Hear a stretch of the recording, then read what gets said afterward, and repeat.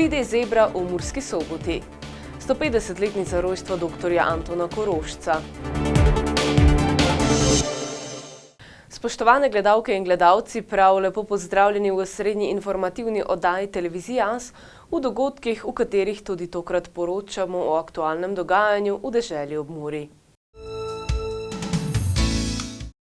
Partnerji v okviru projekta Varno ima vedno prav so s postavitvijo 3D zebre na križišču Severjeve in Borovnjakove ulice poskrbeli za bolj varno šolsko pot v Murski Soboti. V Murski Soboti, v neposrednji bližini osnovne šole 1 Murska Sobota, so pred kratkim predali svojemu namenu tako imenovano 3D zebro, inovativen tridimenzionalen prehod za večjo varnost pešcev. Mestna občina Murska Sobota se je pridružila projektu zavarovalnice Generali in zavoda Varna pot ter kot 8. občina v Sloveniji podprla uspešno akcijo imenovano Varno ima vedno prav. O umeščanju 3D zebre v bližino šole, kjer veliko število otrok prečka cesto, je dr. Aleksander Jevšek, župan mestne občine Murska Sobota, povedal. Kot slišite, je okoli nas živžav mladih učenk in učencev osnovne šole 1. Tukaj z nami so tudi mladi igralci Mure in akcija, ki je danes kot otvoritvena 3D zebra pred osnovno šolo 1, je namenjena predvsem varnosti najmlajših, pa tudi starejših, ali če lahko rečemo, je način zagotavljanja varnosti v našem mestu, s katerim bomo nadaljevali in ki ga na nek način skozi program trajne mobilnosti že vsa leta tudi izvajamo. Današnji projekt je bil izveden v sodelovanju z zavarovalnico Generali, z zavodom Varna pot in za osnovno šolo 1. Jaz se jim najlepše zahvaljujem za to na videz skromno, ampak zelo pomembno investicijo. Namreč, če bo ta investicija rešila vsaj ali pa preprečila vsaj eno nesrečo, je 1000-krat povrnjena. Mi v mestu, kot rečeno, za trajnostno mobilnost nadaljujemo. Znano je, da v samem mestu delamo vse, da bo v mestu čim manj avtomobilov, da bodo pešci, kolesarji, mamice z vozički glavni na cesti in da bodo vozniki tisti, ki bodo pazili na njih. Pazite na varnost naših najmlajših, prosim, in zahvala vsem, ki so sodelovali pri tej akciji. Projekt 3D zebra je plod sodelovanja zavarovalnice Generali, zavoda Varna pot in občin. V lanskem letu so bile prve tovrstne zebre postavljene v občinah Velenje, Ptuj in Ljubljana, letos pa še v Piranu, Kobaridu, Črnomlju in Novem mestu. O projektu Matija Šenk, član uprave zavarovalnice Generali. V zavarovalnici Generali damo kot pravi vseživljenjski partner veliko na to, da so naši zavarovalnici varni, bom rekel, v vseh pogledih. Tako da današnja predaja 3D zebre tu v Murski Soboti je del letošnjega preventivnega projekta, kampanje, tako kot ste rekli, Varno ima vedno prav. In v okviru te kampanje bomo v 7 mestih po vsej Sloveniji postavili bolj varne točke za prehod preko ceste. Bomo nadaljevali s tem, z varno potjo, ne. Z zavodom smo partnerji že 15 let, zdaj hodimo po občinah, različne projekte smo že naredili, tako da jaz verjamem, da bomo nekaj vrnili tudi v družbo. Zavod Varna pot pod sloganom Varno življenje, varna mobilnost z najrazličnejšimi akcijami skrbi za varno mobilnost in cilje resolucije nacionalnega programa varnosti cestnega prometa. Tudi s takšno, kot so 3D zebre, kar je pojasnil Robert Štaba, predsednik zavoda Varna pot. V Zahodnji Evropi so organizacije za pomoč žrtvam prometnih nesreč stare med 60 in 90 let. V Sloveniji je zavod Varna pot kot prva v Vzhodnji Evropi stara šele 15 let. Torej, naše osebne zgodbe so tiste, ki na nek način opozarjajo na posledice izgube življenj in zdravja, na drugi strani pa stimulirajo vse deležnike, kot ste jih danes tukaj spoznali, da se velja jih na nek način preventivno preprečiti, ozavestiti ljudi, opolnomočiti ljudi, zato da prometna nesreča s svojimi posledicami ne postane nekaj vsakdanjega in nekaj, kar je sprejemljivo, ampak postane neki tujc. 3D zebra današnja v Prekmurju stimulira lokalne skupnosti in prebivalce, da bojo ta območja jutri spremenili v območje umirjenega prometa, kjer bo prvo zdravje, življenje ranljivejših udeležencev v cestnem prometu in mi, vozniki z avtomobili, bomo tujci. In tako bomo ohranili življenja in to je pa smisel v tako čudoviti in lepi državi, kot jo imamo, z 2 milijona prebivalcev, da nas čim več ostane zdravih in živih. Lansko leto ima z vidika varne mobilnosti grenki priokus, namreč v primerjavi z letom poprej se je število žrtev povišalo. Kaj storiti? Kakšne ukrepe in preventivne akcije izpeljati, da se bo stanje izboljšalo? Če bi bil politik, bi rekel, nekoč je bilo 700 mrtvih, potem jih je bilo samo še 500 in danes jih je samo še 140, a je velik napredek. In bi ljudje ploskali. Seveda, če se spremeniš v enega izmed teh 110, 140, ploskanja ni več. Ko pa to stehtaš v evropskem merilu, vam moram pa nažalost povedati, da je Evropska komisija podala oceno za zadnje 3 leta in je Slovenija pristala na repu evropskih držav oziroma zadnja med državami Evropske unije po napredku. To nas žalosti in izziv novi vladi, novim voditeljem, novim ministrom je, da to Slovenijo pripeljejo med 5 najbolj varnih evropskih držav. Začne se doma, v vrtcu, v šoli, v lokalni skupnosti, kjer živimo in jaz sem prepričan, da lahko postanemo najbolj varni. Nove pridobitve so se najbolj razveselili osnovnošolci Osnovne šole 1 Murska Sobota, katere učenke in učenci 3. B razreda so otvoritev popestrili svojim pevskim nastopom. Skupaj v družbi z mladimi nogometaši nogometne šole Mura. Ravnatelj Osnovne šole 1 Murska Sobota Aleš Benko.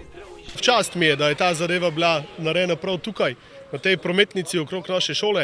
Smo največja šola v Murski Soboti, tako da kar se tega tiče, je potrebno seveda skrbeti za varnost teh otrok, da čim varneje pridejo in odhajajo iz šole ali drugih aktivnosti, ki se dogajajo tukaj.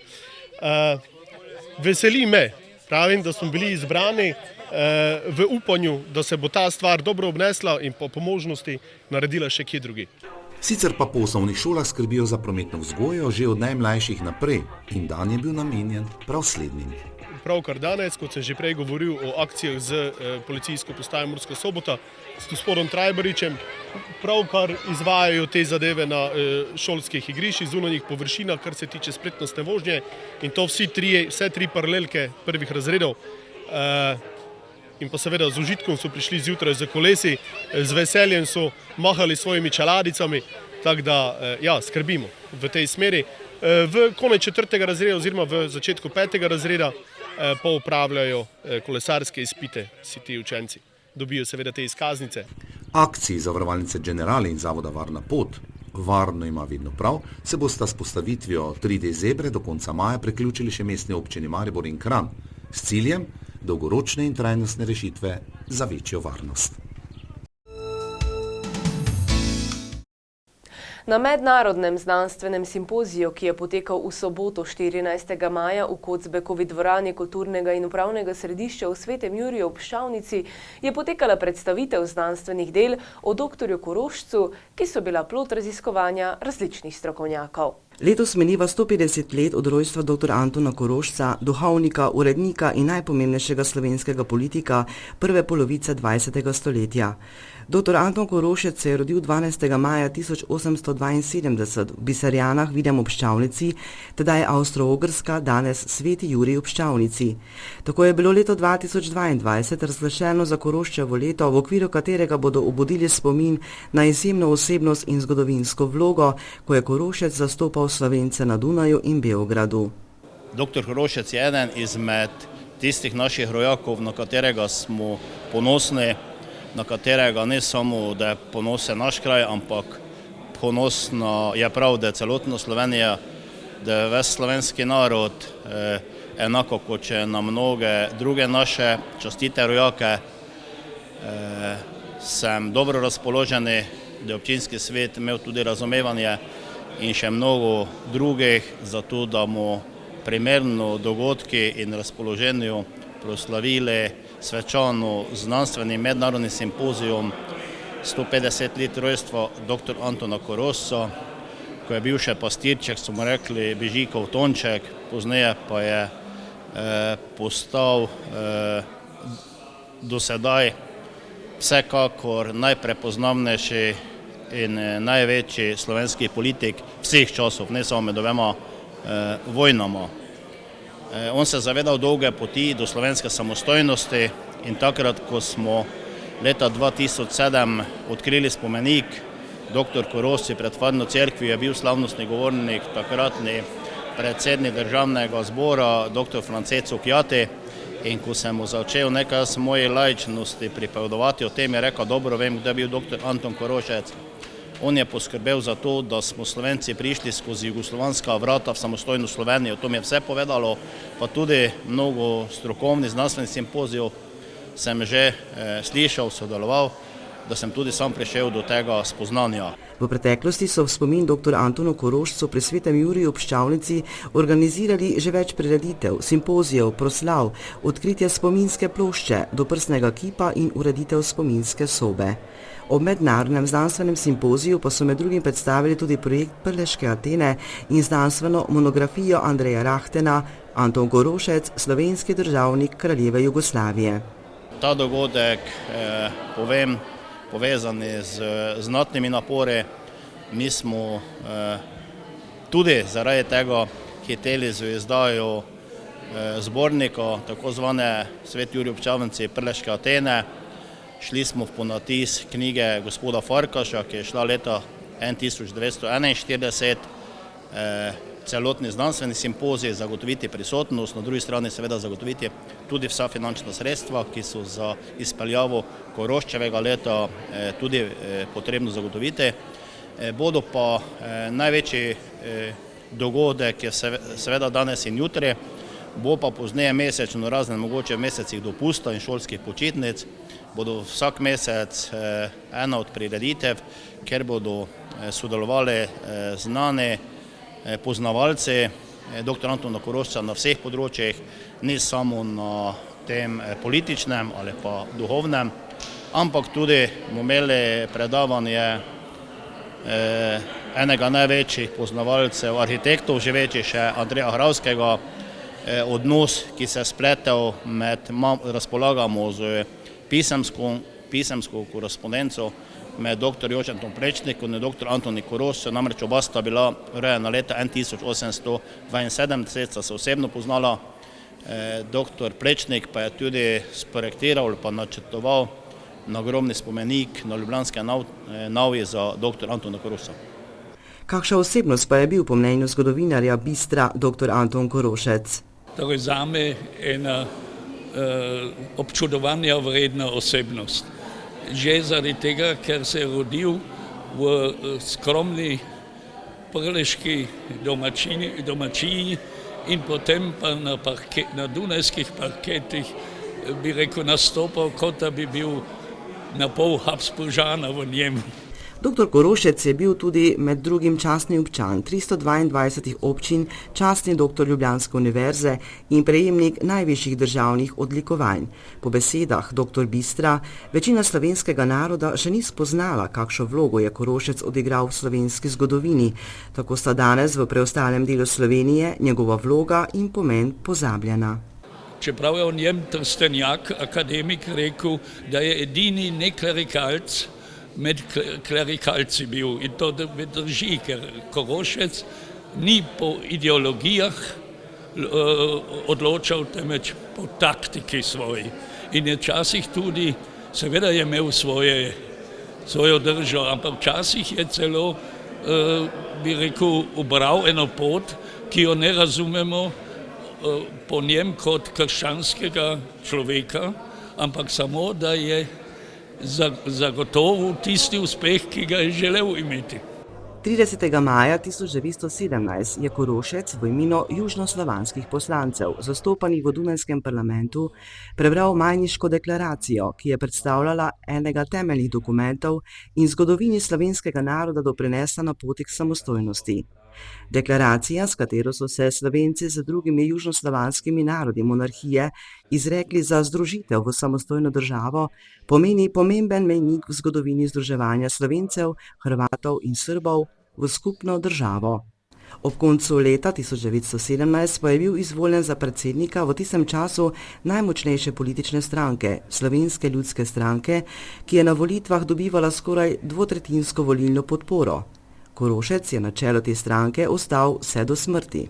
To je malo povezano z odhodom Šusteršiča iz parlamenta dunajskega, ker so mu tudi očitali, da je on pravzaprav pripravljal nekako sam to vlogo, funkcijo deželnega glavarja in on je bil tisti, ki ga je pravzaprav najbolj reprezentativno lahko zastopal ali nasledil in Korošec je že prej imel kot vodja štajerskih Slovencev eno, bi rekel, en močen in velik vpliv. In tako je bilo čist jasno, postal je predsednik kluba južnoslovanskih ali jugoslovanskih poslancev v parlamentu in v taki funkciji je on prebral Majniško deklaracijo in s tem je mednarodno zaslovel. V maju 2017, ob 100. letnici Majniške deklaracije, je bila v rojstni hiši odprta spominska soba in organizirana odmevna spominska proslava. Kaj vse je na ogled v tej spominski sobi, nam je predstavil Franc Čuš, ki hkrati skrbi za spominsko sobo dr. Korošca in ohranja spomin nanj. Iz Svete Jurija ob Ščavnici izvira za slovenski narod kar veliko število pomembnih Slovencev, ampak nažalost je rojstna hiša dr. Antona Korošca ena redkih, ki je v bistvu ostala originalna, tako kot takrat, ko se je pred 150 leti dr. Korošec tam tudi rodil. Zanimivost te hiše je, da je bila postavljena leta 1824, kar pomeni, čez 2 leti bo imela častitljivo letnico 200 od izgradnje.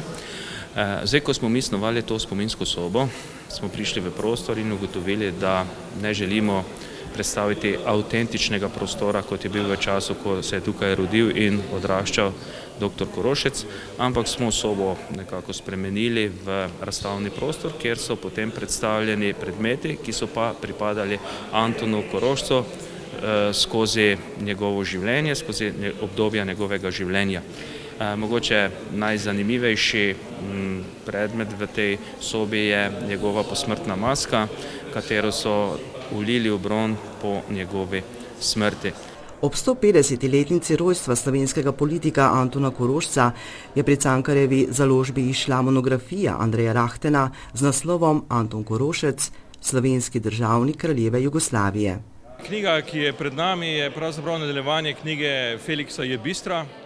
V knjigi sem zaobjel delovanje Korošca med obema vojnama in sem ga predstavil kot slovenskega državnika znotraj Jugoslavije.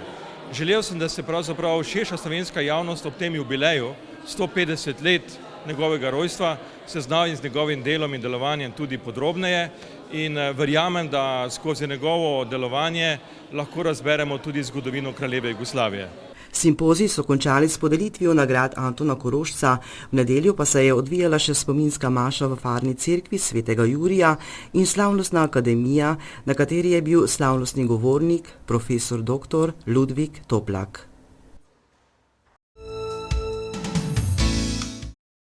Toliko, spoštovane gledalke in gledalci, v tokratnih dogodkih. Vabimo vas, da še naprej ostanete v naši družbi in da preživite lep večer. Nasvidenje.